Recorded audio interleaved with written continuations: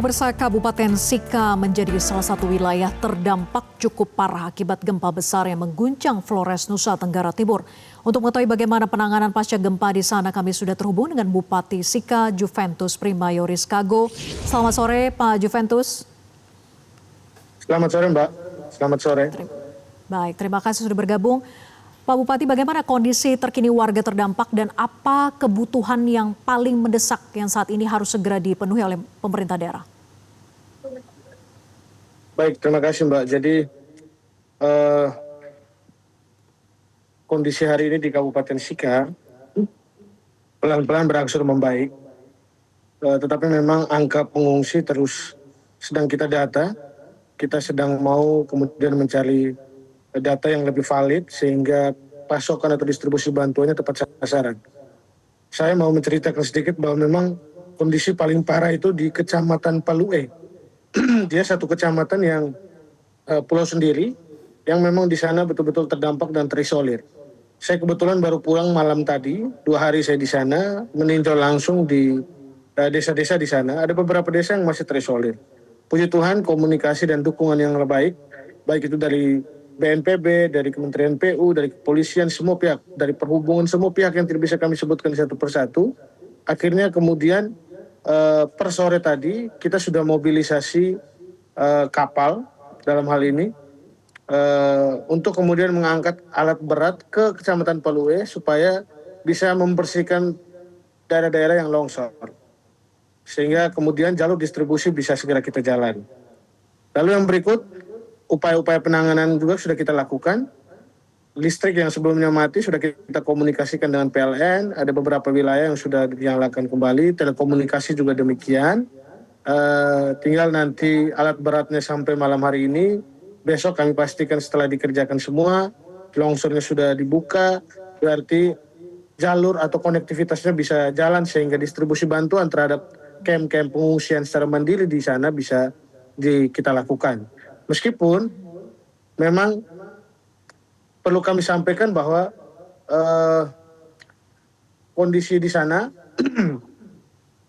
tidak mudah untuk sampai di beberapa dusun, beberapa desa, tapi langkah kerja bersama dengan masyarakat, dengan teman-teman semua, baik itu dengan di sini ada Pak Dandim, Pak Danlana, semua pihak, Pak Wakapolres, semua kami bekerja bersama untuk bisa memastikan semua sampai di tempat tujuan.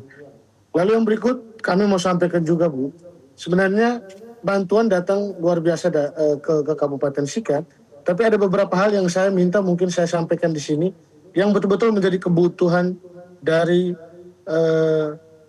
masyarakat saya.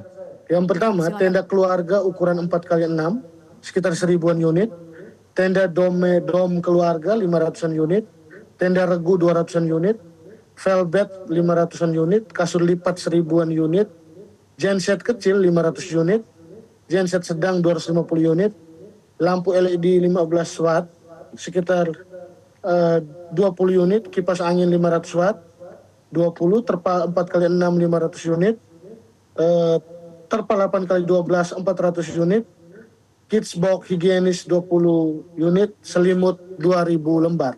Dan tentu juga bantuan-bantuan lain untuk memastikan ibu hamil, perempuan, wanita, dan juga anak-anak kecil, anak-anak kita bisa dijaga kebersihan, higienitasnya, dan lain-lain sebagainya.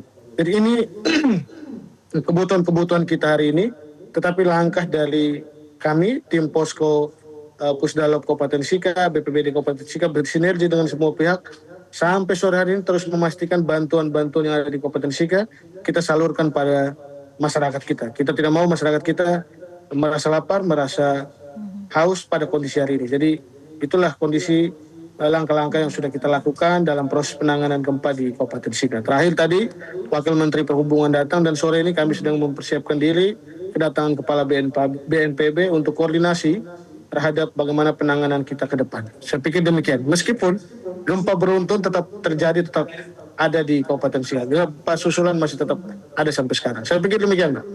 Ya, gempa susulan masih berlangsung, kemudian proses evakuasi juga secara bersamaan masih dilakukan.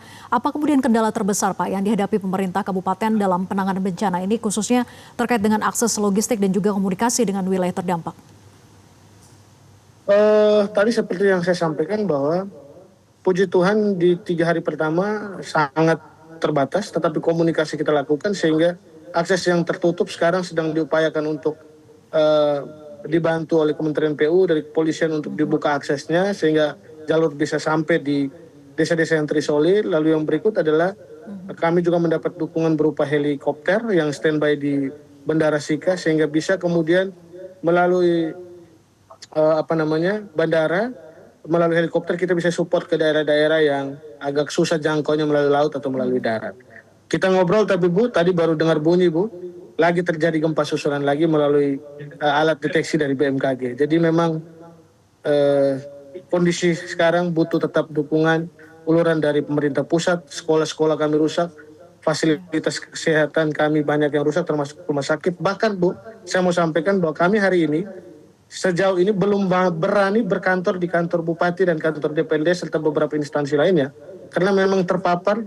Kantor bupati kami retak lumayan besar dan rasanya semua orang mau naik ke lantai 3 pun takut sampai sekarang. Jadi saya ditanya wartawan bagaimana berkantor, saya bilang saya berkantor di posko atau di camp-camp pengungsian hari ini dan mungkin beberapa waktu ke depan. Jadi ini hal yang memang butuh sekali support dan dukungan pemerintah pusat untuk bisa mengatasi keberlanjutan setelah pasca penanganan terhadap masyarakat kita ke depan. Saya pikir demikian, Mbak. Ya, semoga semuanya dalam lindungan Tuhan dan tentunya bantuan yang tadi disampaikan dapat segera diakomodir. Terima kasih Pak Bupati sudah bergabung bersama kami. Jelajahi cara baru mendapatkan informasi. Download Metro TV Extend sekarang.